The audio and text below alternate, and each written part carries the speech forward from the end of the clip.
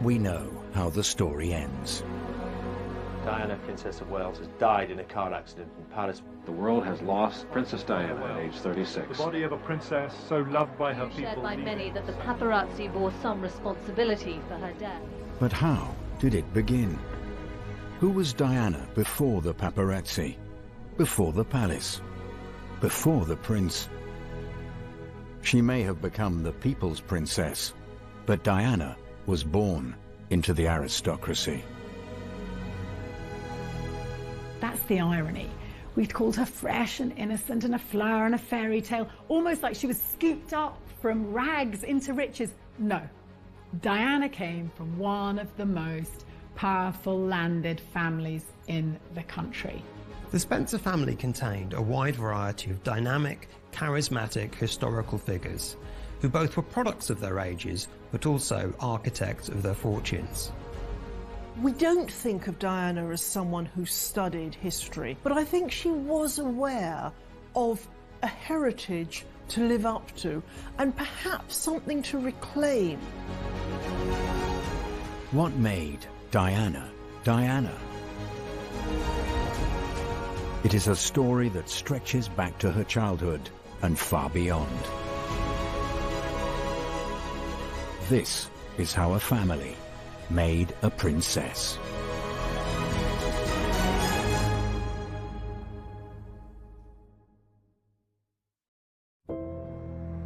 The Spencer family tree, one of Britain's grandest aristocratic lines.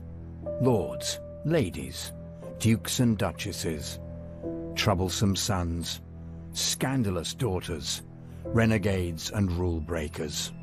And on the 1st of July 1961, they were joined by a baby girl, Diana Frances Spencer. She was the fourth child of the Viscount and Viscountess Althorp. But her birth was tinged with sadness and with disappointment. She was born in the shadow of a terrible tragedy that affected Frances, her mother, and Johnny Spencer, her father. Of course, they wanted a male heir. They'd had 2 daughters up until then. Frances got pregnant again, hopefully the boy, the heir that they all wanted. Unfortunately, he lived for 10 hours. He was born badly deformed, and Frances and Johnny were absolutely devastated. To give birth to a baby that lives but for a few hours, that would leave you howling with grief for months. Nowadays, you'd be in therapy for years. But she's back at it and pregnant again within a year. Even now, aristocratic families, titles and land are passed down the male line, what's known as primogeniture. And so a son was absolutely necessary to inherit the family titles and wealth. The pressure was really on for Diana's mother, Frances, to produce the son and heir. But 2 older sisters then were followed by, guess what, another girl. It was about a week before they even bothered to find a name for Diana. Diana's parents were tortured by their lack of a son. Centuries earlier, however, it was a missing heir that had helped make the family fortune. John Churchill rose from obscurity to become the greatest military commander of his age. Early in the reign of Queen Anne, he was made the Duke of Marlborough and given command of England's armies. But his influence was not limited to the battlefield.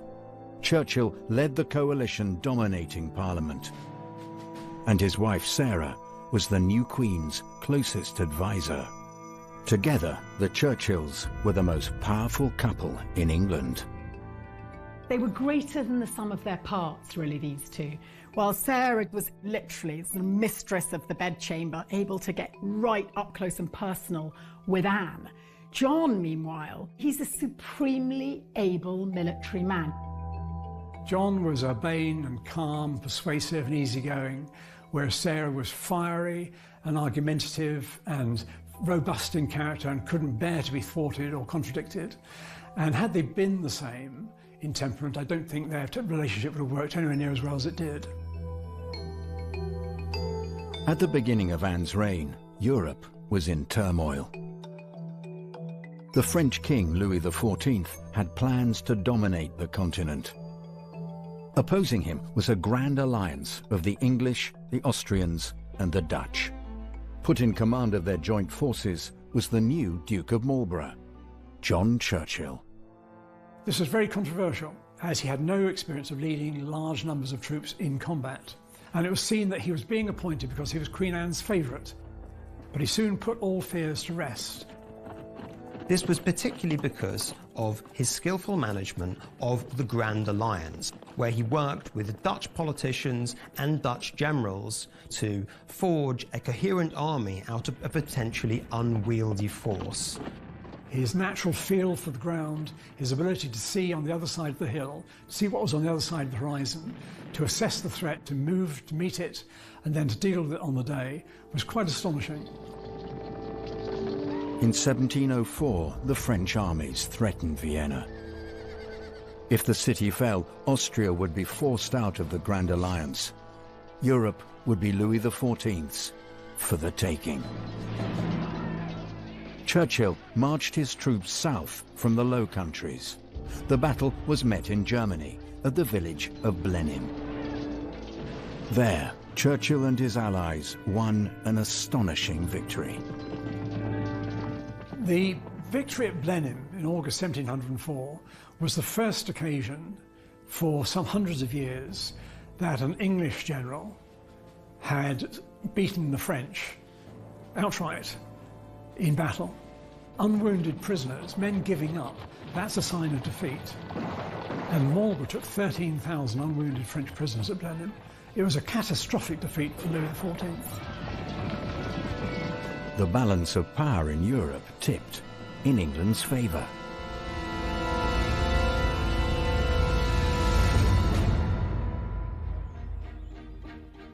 The Churchills were handsomely rewarded for John's success. An estate in Oxfordshire was gifted to them, along with the funds to build a magnificent palace there.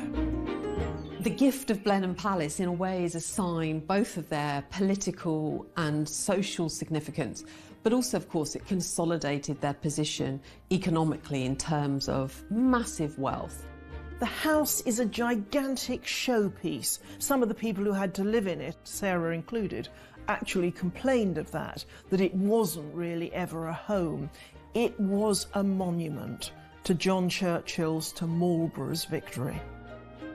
When Churchill died in 1722, the Duke left no living son and heir. But so grateful was the nation for what he had done that Parliament allowed his eldest daughter to inherit the dukedom. Henrietta became the new Duchess. But when she too died without an heir, the title passed to the son of her younger sister. A younger sister who had married a Spencer. Charles Spencer was now the third Duke of Marlborough and master of Blenheim Palace.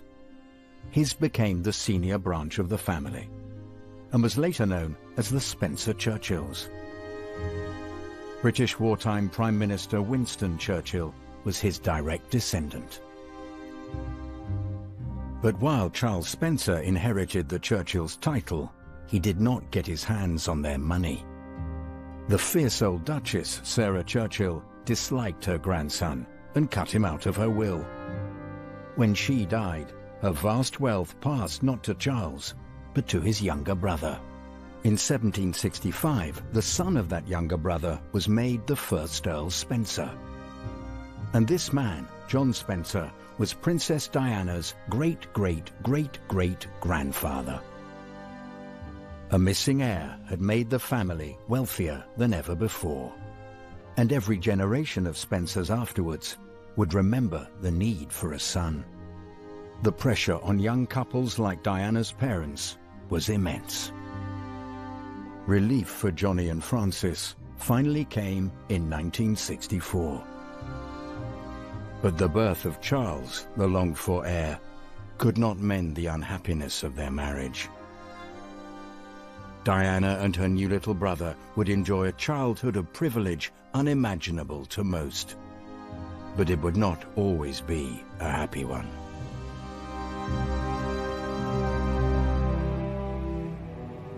Diana Spencer was close to royalty from the very beginning. Her parents, Johnny and Frances, leased a house on the royal estate at Sandringham. It was here that Diana was born and raised. From the outside, Park House must have seemed an idyllic home. It had 10 bedrooms, a swimming pool, a tennis court, and 6 full-time staff. But behind closed doors, the house was the scene of furious rows and resentful silences. The marriage of Diana's parents was disintegrating. Frances hadn't found marriage easy from the start. She'd found her husband not enormously emotionally literate, basically. There'd been that huge pressure to produce a male heir, and when it seemed she couldn't, he seems to have blamed her for it. Problems, though, went deeper than that. Frances had married him quite young. There was a 12-year age gap. She was lively, very sociable. He was happy with the life of running the estate and didn't really change so much with the times. You know, why should he? Frances began an affair with a wealthy businessman. Peter Shand Kidd was bohemian, outgoing, amusing. Everything Johnny was not. In the summer of 1967, Frances left her husband for him. We think of the 60s as this kind of free-flowing decade of change. Actually, no, there was a lot of noise about change, but it was still a fairly conservative society. So the fact that Frances had taken a lover, had fallen in love with Peter Shand Kidd and wanted a trial separation was not just a shock, it was an extraordinary embarrassment. The result is that Diana's mother, Frances, got branded a bolter, as they called it in aristocratic circles, a woman who'd run away and left her family, and that's actually not fair. Frances wanted the children to come with her, but Diana and her siblings were soon entangled in a bitter custody battle. While the innate social conservatism of the time would generally have placed such custody battles in favour of the mother, she was against a lord in this instance, and a lord who had powerful witnesses to testify to his side. Not only did he get all his chums to give him a character reference, he also managed to get Frances's own mother to speak against her daughter having custody of the children. So Lady Fermor is so appalled by what her daughter's doing, the disgrace she's brought upon the family. She talks against her own child and in favour of the Viscount of Althorpe. Ultimately, the outcome of the custody appeal was that her father would retain custody of the children. And again, this is remarkable. The expectation would always have been that children would stay with their mother. So on all fronts, this is a devastating story, personally, for Diana and her siblings. It's the kind of last gasp of an old establishment world where the aristocratic man would always win out over the woman. The Spencers' marriage in 1954 had been called the wedding of the year. Now their separation was the talk of high society. But it was far from the first scandal in Spencer history. 200 years earlier, in Georgian England, there had been another Spencer causing a stir. She was the ultimate late 18th century it girl. She was a hugely fashionable figure, but a controversial and a troubled one too. History would be a much less colourful place without her. She was an extraordinary woman and made her mark in a way that I don't think English society had ever seen before, certainly not from a woman. I mean, this was the era to do it. Born in 1757, Georgiana was the daughter of the first Earl Spencer. Unlike Diana, her childhood was a happy one. Her parents loved her and each other. And Georgiana's idyllic life seemed set when, 2 days before her 17th birthday, she married the most eligible bachelor in England. William Cavendish was the 5th Duke of Devonshire. Wealthy and powerful, he owned a grand townhouse in Mayfair and an even grander estate at Chatsworth. But despite Georgiana's hopes, the marriage was not to be a happy one. People at the time said, this ain't gonna work, and it was riven with complications and difficulties from the beginning. She had great difficulty at first in having children of her own. The children did come in the end, but nonetheless there was very much this pressure on her to produce the heir, and that didn't help an already fractious marriage. In 1782, Georgiana visited Bath. It was there she met Lady Elizabeth Foster. Bess, as she was known, had left her husband and got by on her beauty and charm. Georgiana was soon taken with her and invited Bess to stay. That she did. For 25 years, Georgiana loved her, and so did her husband. Even by the slightly loose standards of the aristocracy at the time, this was quite a scandal. It was an open secret. A London society was shocked. She just had to carry on and bite her tongue and smile her way through it. But one can only imagine the sort of inner turmoil that she felt. It was certainly a very intense threesome, and one that was full of accusation, deceit, possibly even blackmail. I mean, people have had a field day with it ever since. It's led to bestsellers, Hollywood movies, and no wonder. But there was far more to Georgiana than her unconventional love life. She was another Spencer who broke the mold. She surrounded herself with the great thinkers of the time. She was interested in science and geology. She even had a laboratory built in her own house. She was a social influencer, a fashion icon, a novelist, and a scientist. But her largest influence was in the realm of Whig politics. She was actually out there on the streets, tramping till she got blisters, campaigning on behalf of the Whig Party, which her families all supported. She was heavily criticised for this. It was not what women did, but she was undeterred. Despite all the bad press, she kept on campaigning. So she really was a woman of an astonishing number of interests and abilities, which, however, did not conspire to give her an easy life. Georgiana had an addictive personality. Her gambling habit was notorious, but it was in drink and drugs that she found comfort from her troubles. And they took their toll. In the 1790s, her health began to fail. On the 30th of March, 1806, Georgiana died. She was just 48. Despite her demons, she was one of those Spencers who, whatever her troubles, whatever the controversies, did the family proud. Did Diana know the story of her ancestor? Did she see how she walked in Georgiana's footsteps? Diana's marriage would become just as unhappy, but she also shared with Georgiana that Spencer daring, that willingness to break taboos for the causes she believed in. Both were immortal style icons of their age that set media tongues wagging and were the subject of continual scandal and interest. They both also tried to break the mould of what was expected of women of their time. But of course, tragically, they also had demons. Neither woman was conventionally pretty, but they were show-stoppingly beautiful. Everybody around them wanted to be near them.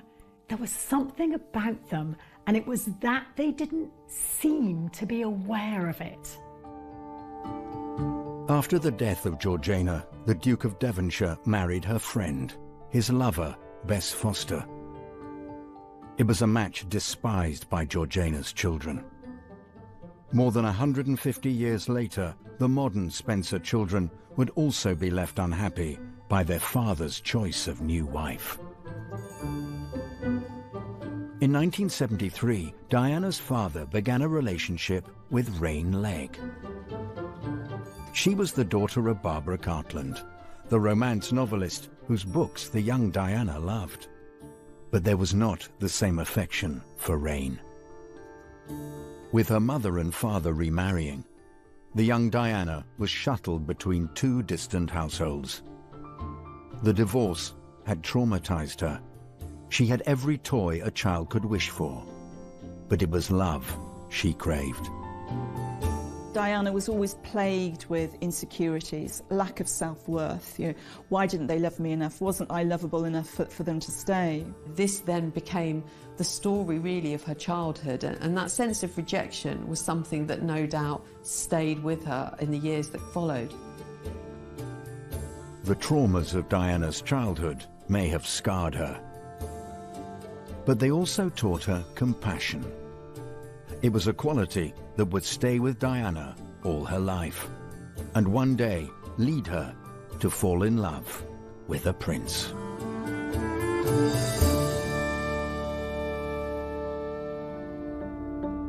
In 1975, Diana Spencer was 13 years old. Her parents had divorced. She had a new stepfather, a new stepmother, and her life was about to be upended once again. On the 9th of June, Diana's grandfather, the 7th Earl Spencer, died. Her father became the new Earl, and the family had to move. Diana's beloved childhood home at Park House was traded for the grand Spencer estate at Althorpe. Althorpe was an altogether more historic and forbidding place than Park House had ever been. It was still decorated in a very old-fashioned manner, with the portraits of many illustrious Spencers past gazing down at Diana from the walls. Diana could be under no illusion of the heritage of her family. One can only imagine that it was something of an imposing, not particularly cosy environment to grow up in. Diana had rarely visited Althorpe as a child and disliked it when she did. Her grandfather had jealously guarded the estate's many treasures. Even his own children and grandchildren were unwanted intruders. And the house could have been designed to frighten small children. With its dark corridors, twisting stairs, and countless ticking clocks, the vast mansion creaked like an ancient warship. Even her father didn't like it. He felt the ghost of his brooding, bullying father, and everybody found it, rather chilly and uncomfortable. It was not a place where history was a pleasant curiosity. It was a place where history asked questions of people who lived there, questions which Diana and her siblings probably felt they needed to answer. There had been Spencers at Althorpe for almost 500 years. In Tudor times, in the reign of King Henry VII, Sir John Spencer had grazed livestock there. The family had grown wealthy on the backs of their sheep. The wool trade was absolutely at the core of England's wealth throughout the Middle Ages and the Tudor period. Sheep farming was becoming incredibly lucrative, and the Spencers were one of the very small number of families who controlled a lot of sheep pasturing land, with their main estates being ideally suited for that purpose. In 1508, Sir John paid £800 for the red brick manor house at Althorpe. Soon he expanded the estate into the surrounding countryside. More land for their sheep meant more wealth for the Spencers. And with those riches came power. A family of sheep farmers became barons and members of Parliament. By the 17th century, the family was said to be the richest in England. A visit by Charles I in 1636 saw the house at Althorpe expanded with a new drawing room and a hall fit for a king.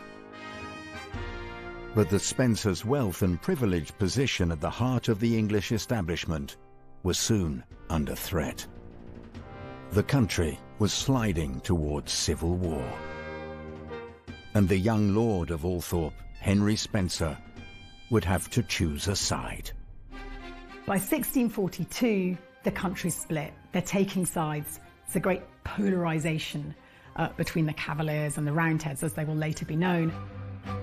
Henry Spencer was courted by both factions. He was sceptical of the Royalists because of the growing absolutist tendencies in the monarchy and its tendency to ignore Parliament, but also suspicious of the parliamentarians who, as he saw it, was spoiling for a fight.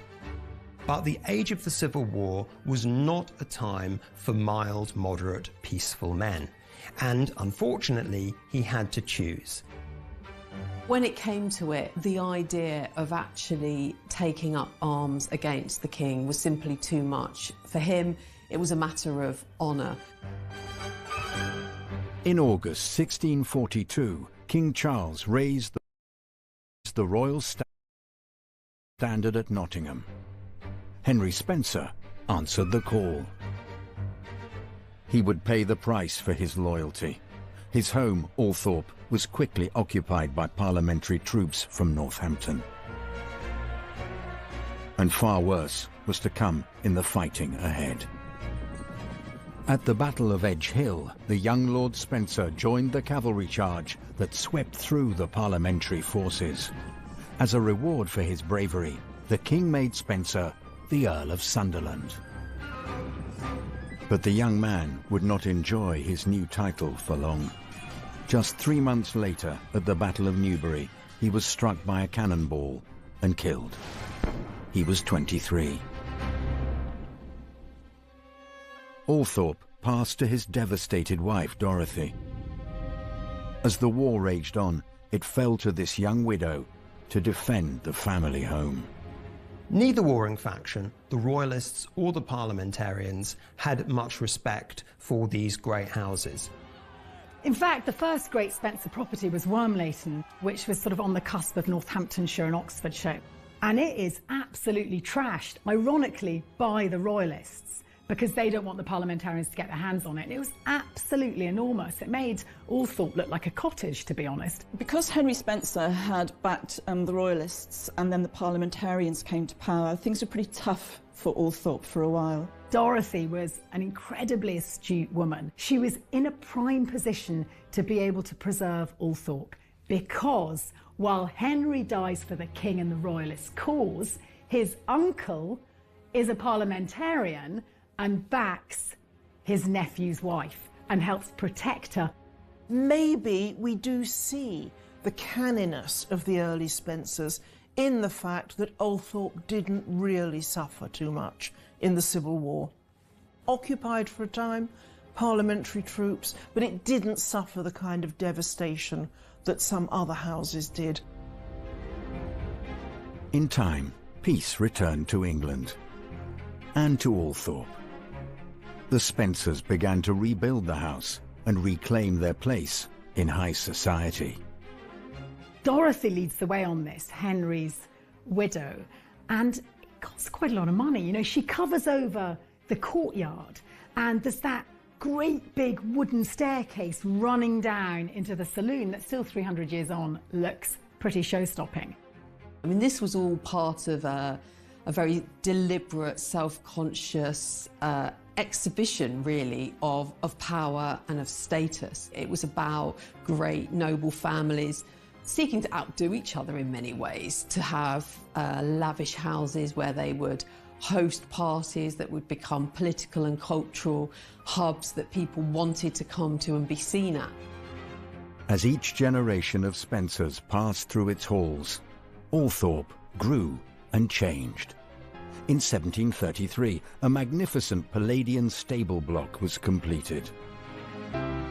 Later, the old crumbling red brick house was encased in grey tiles.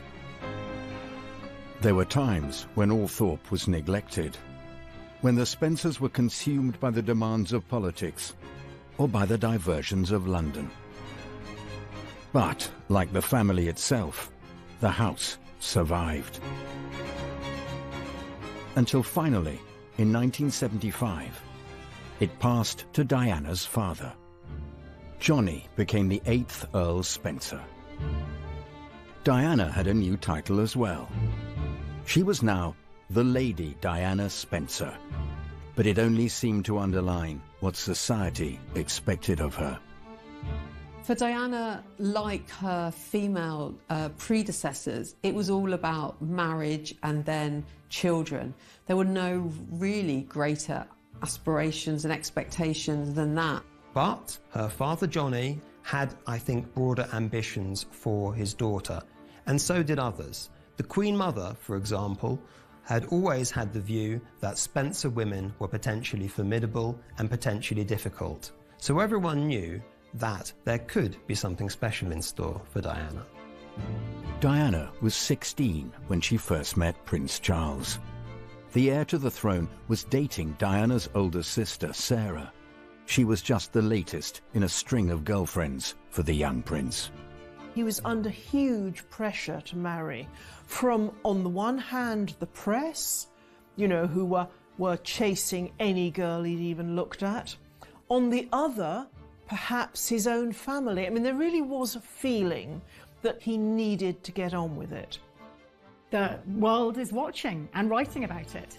It becomes increasingly difficult, I think, for this man to have natural relations with a woman because they're immediately aware of who they're talking to and probably become slightly affected. It's corrupting, isn't it? Power, fame, money. Sarah was not to be the royal bride, of course. She was too spiky for a royal spouse. Her relationship with Charles didn't last. But the young Diana could not yet imagine the prince would have any interest in her.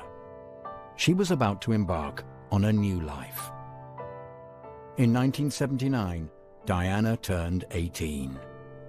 The gift from her parents was a 3-bedroom flat in West London. Diana was the distinctive Sloane Ranger, living with some girls' school friends in Coleherne Court.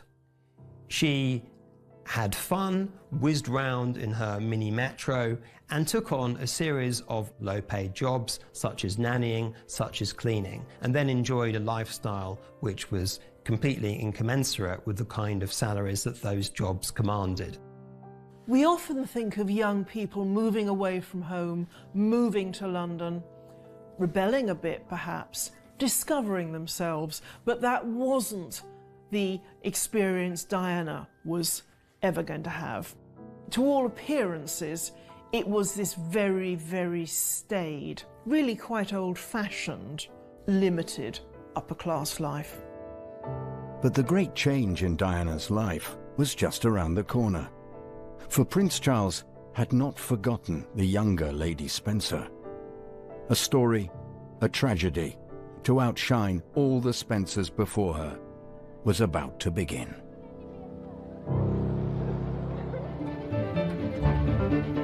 It was 1980 that changed Diana Spencer's life forever. She was still a teenager and living with friends in a West London flat.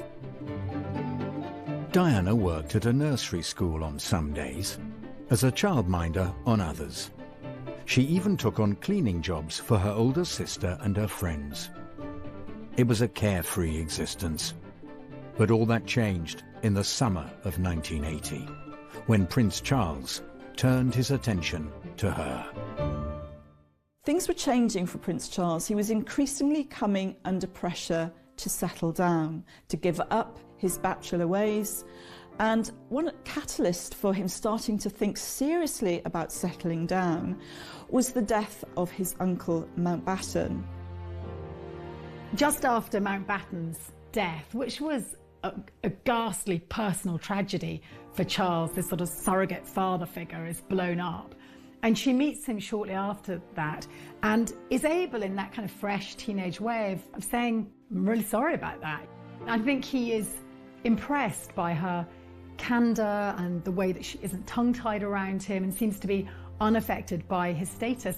He was in a very vulnerable state in several different ways, and perhaps not only in need of a suitable bride, but in need of that particular strand of warm sympathy that Diana, throughout her life, seemed particularly well equipped to give. And that's Diana's great gift. Prince or pauper, she will make you feel like the most special person in the room. And it worked for her in that moment with Charles. In July 1980, Diana was a weekend guest at a country house in Sussex. There was a polo match. Prince Charles was playing. At the barbecue afterwards, he sat with Diana. The 31-year-old prince called her Diana. She called him Sir. But that day was the beginning. Soon, Prince Charles was taking Diana to a concert at the Royal Albert Hall. Then it was a weekend at Cowes, aboard the royal yacht Britannia. An invitation to the favourite royal retreat at Balmoral followed, and with it, an introduction to the family. His intentions could not be clearer. In Diana, it seemed he had got what he needed. He'd got somebody who was clearly infatuated and in love with him, who was respectful of him and his position, who understood, who was glamorous without being too much of an exhibitionist. She's unencumbered with any baggage. The tabloids not going to get anything on Diana. She's just come out of a single-sex boarding school and she works in the kindergarten a couple of times a week. I mean, you can't get much purer than that. She is pure as the driven snow. She looks like an English rose. She's perfect. The couple had been seeing each other for 6 months when Charles told Diana he had something to ask her. Late on the evening of the 6th of February 1981, in the nursery at Windsor Castle, Charles asked her to marry him. Diana instantly said yes. She believed in romantic love. She was infatuated with the prince, and she believed that her Prince Charming would come through in the end. What little girl born in the 1960s didn't want to marry Charles Philip Arthur George? I ask you. Of course she wanted to marry Prince Charles. So probably did all her peers. That she should be a fairy tale princess and marry a fairy tale prince was something that she thought was entirely appropriate and something that she had dreamed of since she was a small girl.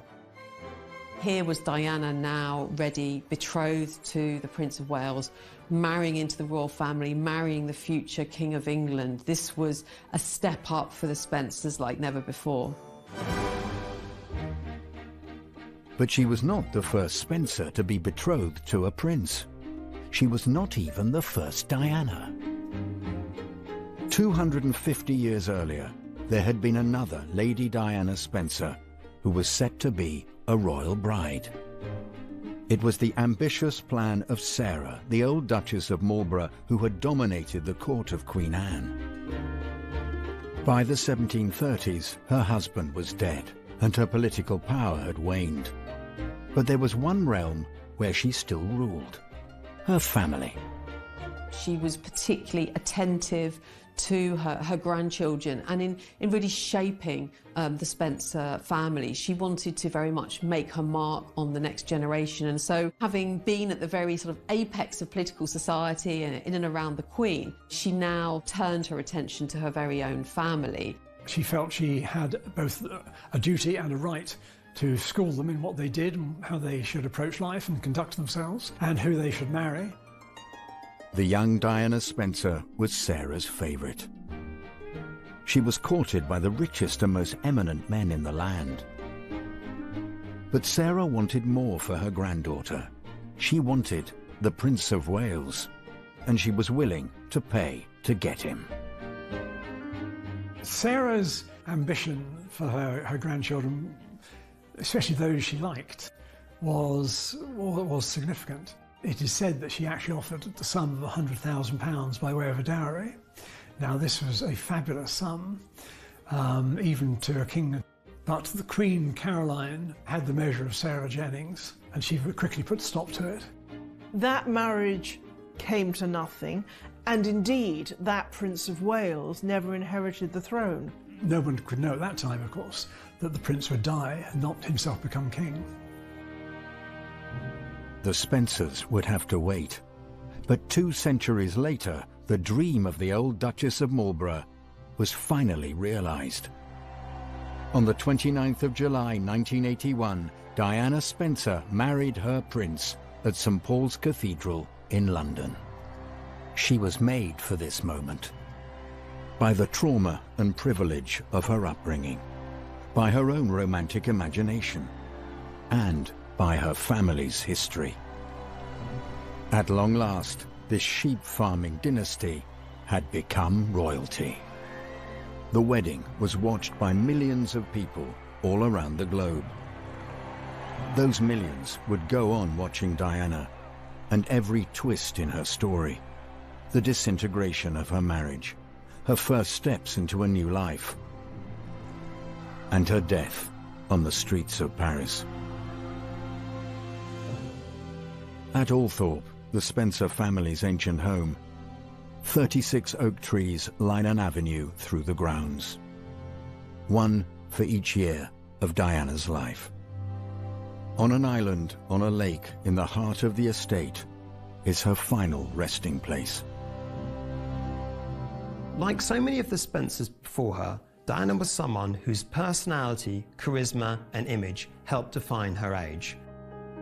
She was born into one of the biggest, most famous dynasties in Britain, and she transcends that, and she chooses to live her life in a way that speaks to people who aren't privileged, who aren't entitled.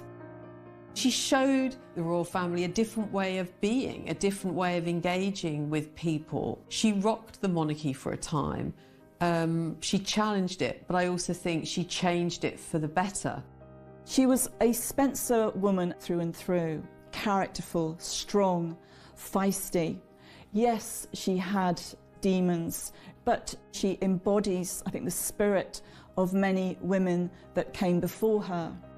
You do find those Spencer women with an odd kick in their gallop, with a readiness to push the boundaries.